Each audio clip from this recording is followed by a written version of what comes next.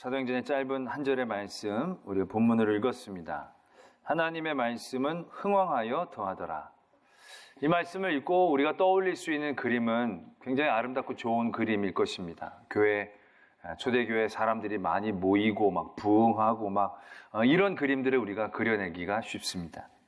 그런데 오늘 12장에서 언급하고 있는 하나님의 말씀은 흥왕하고 더하더라 라는 말씀은 단순히 사람들이 많이 모이고 그 교회가 건실히 부흥되는 사도행전에 묘사됐던 또 다른 교회 모습과는 사뭇 다르다라는 느낌을 받게 됩니다. 사도행전에서 4번 교회가 부흥한 것에 대한 묘사가 나옵니다. 첫 번째는 2장에서 베드로가 설교를 하고 난 다음에 3,000명이 믿게 되죠. 그러고 나서 은혜를 받고 그때부터 교회가 세워집니다. 사람들이 서로의 자기의 것들을 나누어 필요한 사람에게 주고 하나님을 찬송하니까 백성들에게 칭찬을 받으면서 날마다 구원받는 사람을 더하게 하셨다. 사도행전 2장에 나오는 부흥의 모습입니다. 그러니까 정말 사람들이 많이 모인 겁니다. 그리고 나서 6장에서 초대교회가 커지면서 내부적인 갈등을 겪게 됩니다. 헬라파 과부들하고 히브리파 과부들이 서로 그러한 공개를 받는 데 있어서 헬라파 과부들이 늘 밀려서 거기에 대한 불만이 터져 나옵니다. 그래서 사도들이 우리가 이러지 말고 그러면 조직을 만들자 그래서 7분의 집사님을 세워서 행정을 그분들에게 맡깁니다. 그리고 사도들은 기도와 말씀에 전무하겠다. 그렇게 얘기를 하고 납니다. 그래서 행정 조직이 잘 세워져서 모든 갈등들이 잘 해결이 됩니다. 그 다음에 말씀은 그렇게 적고 있습니다. 하나님의 말씀이 점점 왕성하여 예루살렘에 있는 제자의 수가 심히 많아졌더라. 그 갈등 문제를 해결하고 나서 교회가 더욱더 부흥하게 되어지는 것을 적고 있다는 거죠. 또 한 가지는 사도행전 19장에 나오는데 이건 예루살렘 교회의 이야기가 아니고요. 에베소 교회에 대한 이야기입니다. 에베소 교회에 사도 바울이 복음의 말씀을 전하면서 많은 사람들이 감동을 받습니다. 조금 대적하는 사람들도 있지만 그 사람들을 능히 제압하고 났더니 많은 사람들이 감동을 받고 말씀을 듣고 회개를 하면서 그 에베소 교회는 아마 마술책들이 굉장히 많았던 것 같습니다. 엄청나게 많은 양의 마술책들을 다 불태우면서 하나님의 교회를 세워나가는 그런 사건들을 적어놓은 게 있습니다. 그 다음에 말씀은 이렇게 적고 있습니다. 주의 말씀이 힘있어 흥왕하여 세력을 얻었다. 오늘 이 12장에 우리가 읽은 말씀 빼놓고 나머지 3부분에 나오는 교회의 부흥은 숫자적인 부흥을 분명하게 의미하고 있습니다. 전후 사정으로 보면 교회가 부흥하고 건실히 세워져 나갔다라는 것을 우리가 쉽게 알 수 있습니다. 그런데 오늘 이 12장의 말씀은 그렇지가 않습니다. 12장의 말씀은 배경이 이렇습니다. 그때 헤롯 왕이 손을 들어 교회 중에서 몇 사람을 해하려고 하여 요한의 형제 야고보를 칼로 죽이니 유대인들이 이 일을 기뻐하는 것을 보고 베드로도 잡으려 할세. 말씀은 이렇게 시작하고 있다는 거죠. 11장에 보면 또 어떤 상황이 묘사되고 있느냐 하면 예루살렘에 아주 극심한 흉년이 들었습니다. 그래서 그 극심한 흉년에 대한 소리를 안디옥 교회에 있는 교인들이 들은 겁니다. 그래서 그 사람들이 부조를 합니다. 예루살렘 교회 성도들이 어렵다고 하니까 우리가 부조를 해서 좀 도와줍시다. 그래가지고 거기서 돈을 모아서 바나바와 사울의 손에 그것을 맡겨서 부조를 하라고 예루살렘에다가 사람을 보낸 거죠. 그러니까 그 상황이 그 지역이 흉년이 되고 그러다 보니까 이게 민심이 흉흉해지지 않겠습니까? 그러니까 이 헤롯이라는 사람이 그 민심의 흉흉함을 어디다가 돌리려고 교회를 탄압하기 시작한 겁니다. 일찍이 교회는 이미 스데반 집사님이 이후에 한번 큰 탄압을 겪어서 뿔뿔이 다 흩어진 상황이거든요. 사도들과 몇 명의 성도들만이 남아 있었을 것입니다. 근데 그 중에 사도 야고보를 잡아다가 죽입니다. 그리고 베드로도 잡아서 죽이려고 했는데 마침 그때가 명절이어서 명절 지나고 죽이려고 옥에 가둬놓은 상태에 있었다는 얘기죠. 굉장히 교회가 안팎으로 어려운 상황에 처해 있는 겁니다. 가뭄과 흉년으로 삶이 굉장히 궁핍해져 있었던 거고요. 또 탄압과 핍박으로 지도자들을 잃을 그런 위기에 처해 있었다라는 것입니다. 그때 하나님의 사자가 베드로를 옥에서 건져내죠. 그리고 베드로가 다른 곳으로 일단 피신을 하게 됩니다. 그 일 이후에 어떠한 사건이 그 유대 땅에서 이루어졌냐면 이 헤롯 왕이 죽습니다. 왜 죽냐면 두로와 시돈이라는 도시가 있었는데 이 도시는 상업 도시인데 이 도시 사람들이 헤롯하고 관계가 나빠진 것 같습니다. 근데 이 헤롯에게서 식량을 늘 조달했던 사람들이 이 관계가 나빠지니까 불안해진 거죠. 그래서 헤롯에게 아부를 하려고 로비를 합니다. 그래서 헤롯이 그 로마의 황제의 축하 파티하는 그런 잔치에서 헤롯 대왕이 나올 때, 헤롯 왕이 나올 때 이 두로와 시돈 사람들이 막 칭찬을 하면서 신이라고 우리가 신처럼 섬기겠다고 얘기합니다. 근데 그때 이 헤롯이 그렇게 하지 말라고 영광을 하나님 앞에 돌리지 않고 가만히 있다가 오늘 말씀은 주의 사자가 곧 친히 벌레에게 먹혀 죽었다. 말씀은 그렇게 적고 있습니다. 유대 역사에서도 보면 이 헤롯 왕이 그때 사람들이 막 그를 신이라고 칭송할 때 가만히 듣고 있었다는 거죠. 그때 부엉이 한 마리가 그 위에 가림막에 앉았다가 갔는데 그걸 헤롯이 보고 이거 불길하다 싶어서 걱정하다가 배탈이 나서 앓다가 5일 뒤에 죽었다라는 역사적인 사실이 있다라고 합니다. 그래서 헤롯 왕이 죽은 겁니다. 그리고 나서 오늘 이 말씀이 적혀져 있다는 거죠. 물론 헤롯이 죽은 건 굉장히 좋은, 교회 편으로 보면 좋은 일입니다. 그러나 교회가 당장 사람들이 부흥하고 또 많은 사람들이 교회로 올 만한 상황을 이야기하는 건 아니란 얘기죠. 여전히 많은 유대인들이 교회를 미워하고 핍박하고 있는 상황에 있었고 25절에서도 보면 바나바와 사울이 부조하는 일을 마치고 돌아갔다. 그러니까 도움을 받고 있었다라는 것을 의미하고 있을 뿐이다라는 거죠.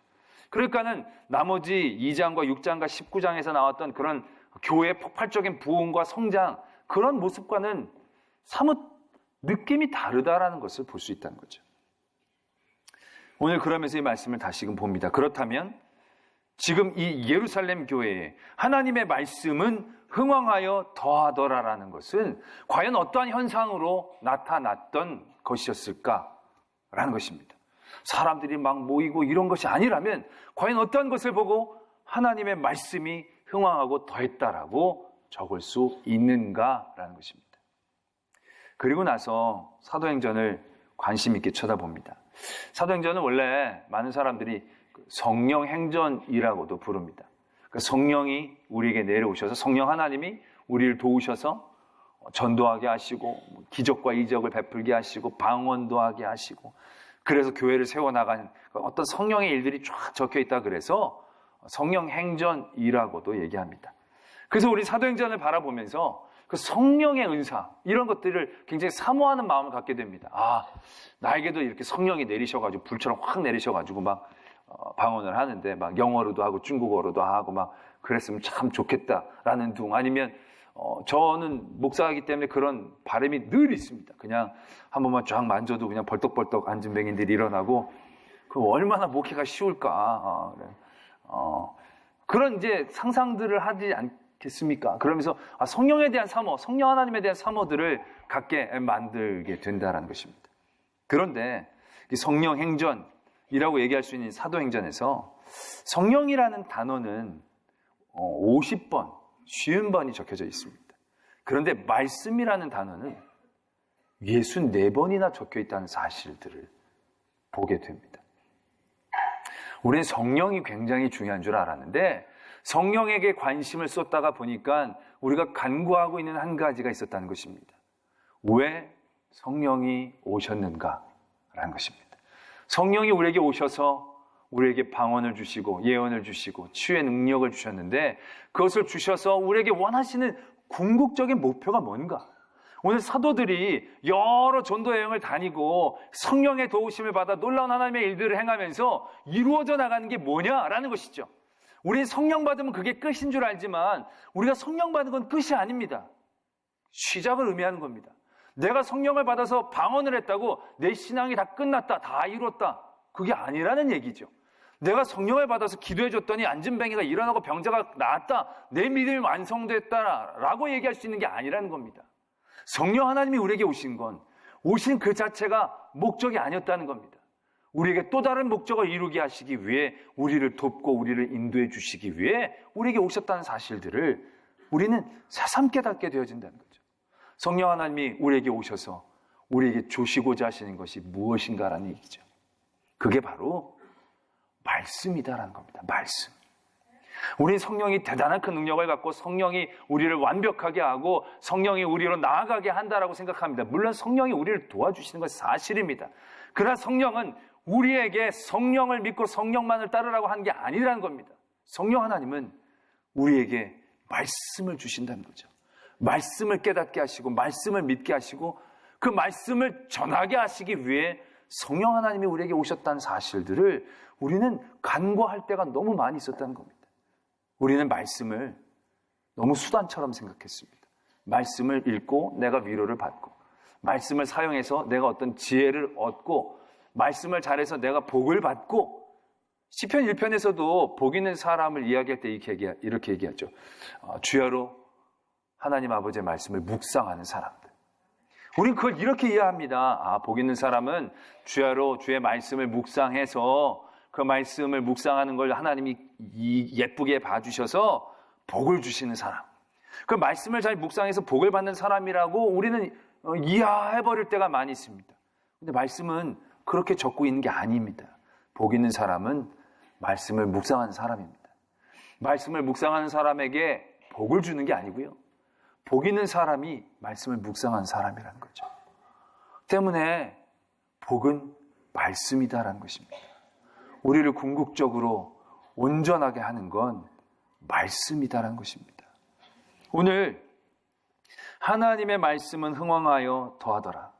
어떠한 현상으로 나타났는지 정확히 우리가 보지 않으니까 알 수는 없습니다.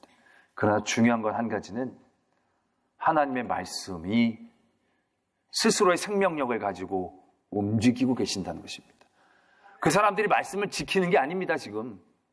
성도들이 말씀을 막 이렇게 지켜가지고 빼앗기지 않으려고 애쓰는 그런 그림이 아니라는 거죠. 말씀 그 자체가 궁핍과 핍박 가운데 있는 성도들을 붙잡고 있다는 겁니다. 우리가 막 전도해서 말씀을 우리가 뿌려가지고 우리가 퍼지는 것처럼 생각하지만 주격이 우리가 아니라 말씀이라는 것입니다. 하나님의 말씀은 그 말씀 자체가 퍼져나가는 것이다라는 얘기죠.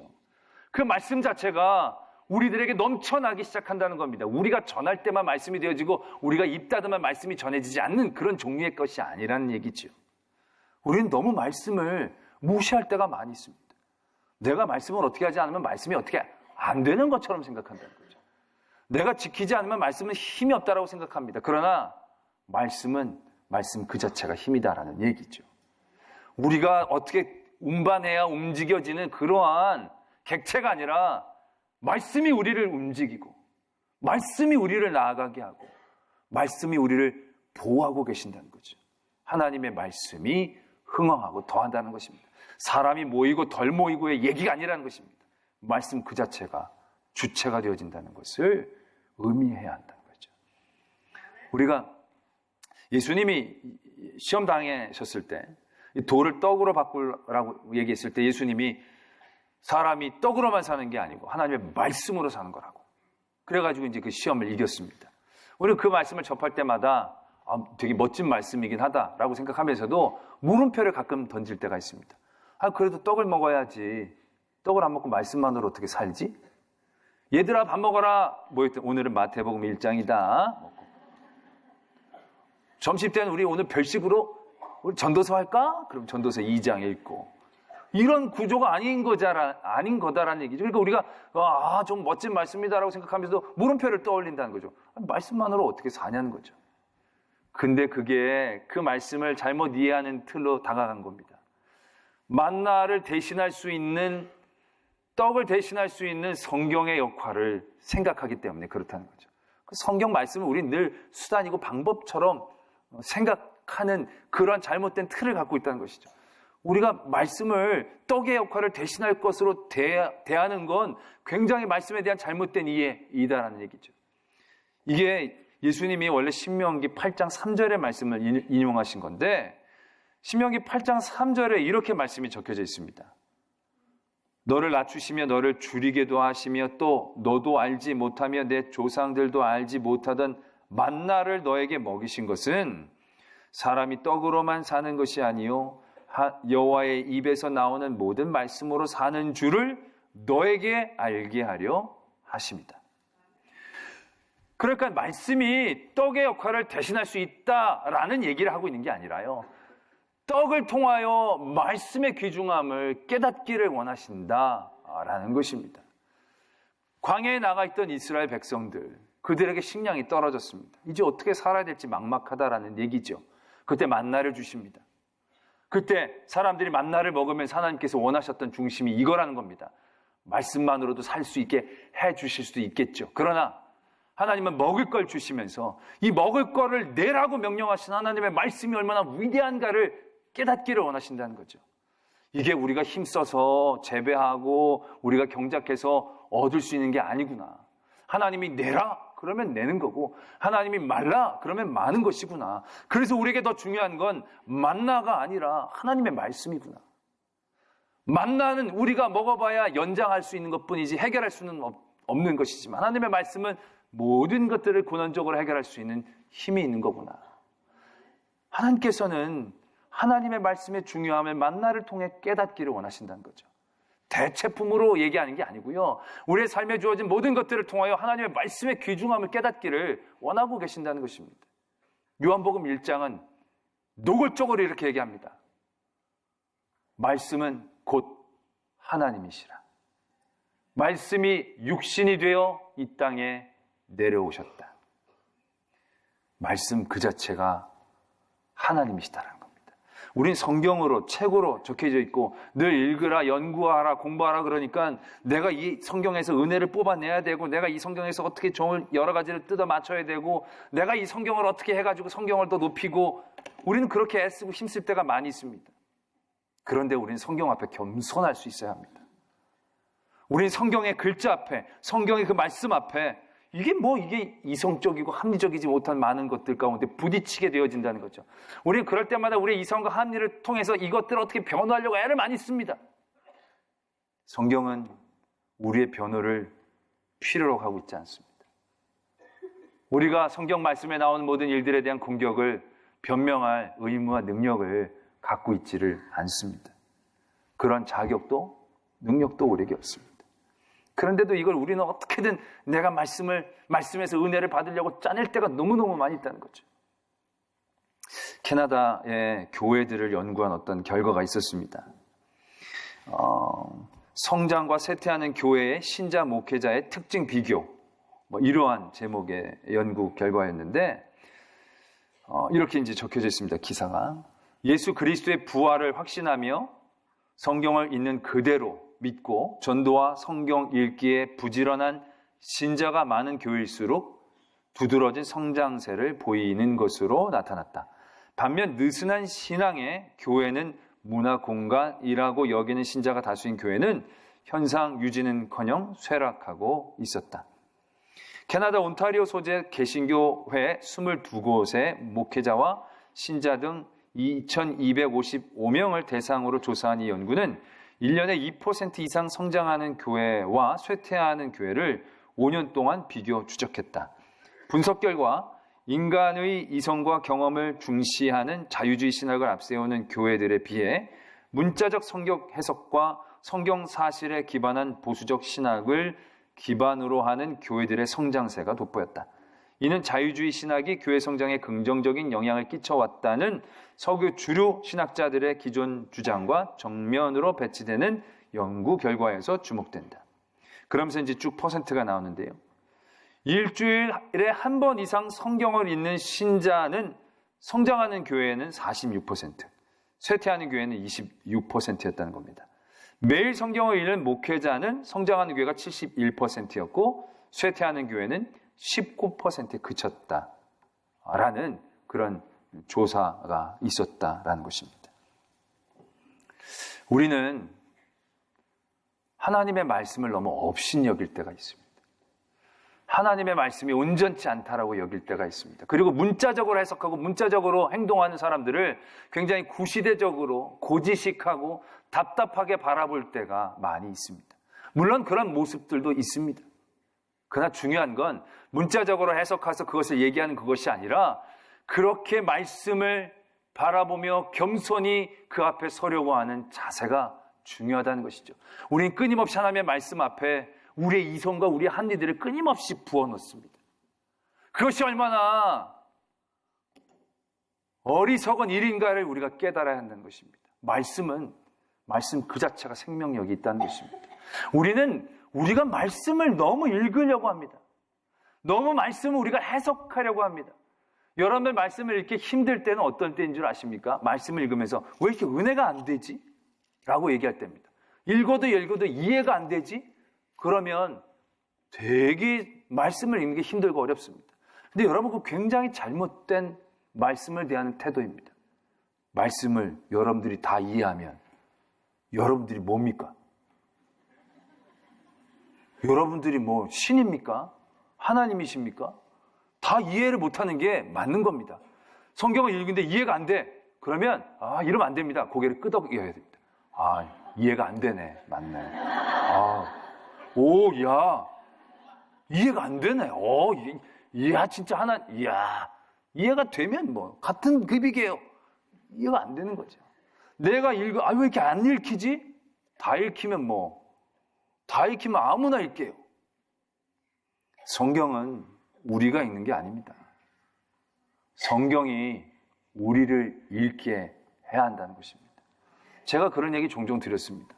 저는 성경을 읽을 때 자주 그럽니다. 그냥 글자만 눈으로 따라갑니다. 아무 생각, 이해하려고 하지도 않고요. 읽으려고 하지도 않습니다. 그냥 말씀에 내 시간을 들인다. 말씀에 나를 비친다 생각해서 글자만 이렇게 쭉 따라갑니다. 그러면요, 진짜로 희한하게 나는 이해하려고 들지도 않는데 말씀이 나를 막 잡을 때가 있습니다. 별거 아니었는데, 예전에 그냥 지나갔던 말씀인데 말씀이 나를 막 잡을 때가 있습니다. 이해 안 하려고 그랬는데도 그게 이해가 되어지는 때가 있습니다. 그리고 기억 안 하려고 해도 그 말씀이 나를 괴롭힐 때가 있습니다. 얼마나 놀라운 경험인지 모릅니다. 말씀이 살아있다라는 것을, 말씀이 곧 하나님이시다라는 것을 깨닫는 그러한 경험이 있다는 것입니다. 내가 이해하고 내가 풀고 내가 연구하고 나의 교만으로 하나님의 말씀 앞에 서려고 해서는 안 된다는 것입니다. 우리의 부흥, 우리의 성장, 그것은 내가 이루는 것이 아니거든요. 하나님의 말씀이 나를 이끄시고 내가 하나님의 말씀을 이해해서 가지고 간 게 아니라 하나님의 말씀이 나를 이끌어야 된다는 거죠. 하나님의 말씀이 나를 깨닫게 하시고 하나님의 말씀이 나를 잘라내야 합니다. 근데 우리는 늘 내가 듣고 싶은 얘기만 듣고 내게 필요한 얘기들만 들으려고 하고 내가 이해되는 것만 받으려고 합니다. 그러니까 하나님이 나를 인도하시는 그 자리를 내가 늘 피한다는 것이죠. 오늘 12장에 하나님의 말씀이 왕성하여졌다는 것, 흥왕하여졌다는 것. 저는 핍박과 환난 가운데 있는 예루살렘 교회 교인들이 하나님의 말씀 가운데 얼마나 겸손히 섰는가에 대한 모습들을 떠올리게 되어진다는 거죠. 사람들 앞에 떵떵거리며 많은 것들을 누리는 성도가 아니라 말씀 앞에 겸손히 서서 주여 말씀하여 주시옵소서, 내가 듣겠나이다 라고 말씀에 나를 부딪히는, 놀라운 기적과 이적이 그들의 역사를 이뤄낸 것이 아니라 예수 그리스도가 말씀의 약속으로 이 땅에 오시고 우리를 위해 피 흘려 돌아가시고 우리가 그 보혈의 피의 능력으로 구원을 받았다라는 그 말씀이 나를 사로잡고 그 말씀이 나를 뜨겁게 해서 그 말씀을 위해 내 목숨도 버릴 수 있는 힘, 그건 내가 이해해서 가능한 게 아니고요. 그 말씀 앞에 내 삶을 내어놓을 때 하나님이 나를 이끌어 주실 때 가능한 모습이다라는 것을 새삼 떠올리게 된다는 것입니다. 여러분들 얼마나 말씀에 다가가 계십니까? 여러분들 말씀을 얼마나 존경하십니까? 여러분들 말씀을 마치 책처럼 이해하려고 드시지 마시고 하나님, 그분이 말씀이다 라는 것을 깨닫고 말씀 앞에 겸허히 우리의 시간을 드리기를 원합니다. 말씀 앞에 나의 삶을 부딪히기를 원합니다.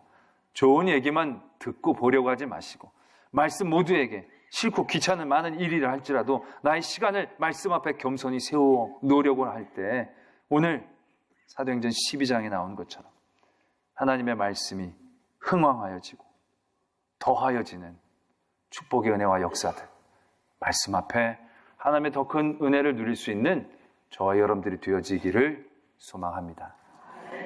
기도하겠습니다.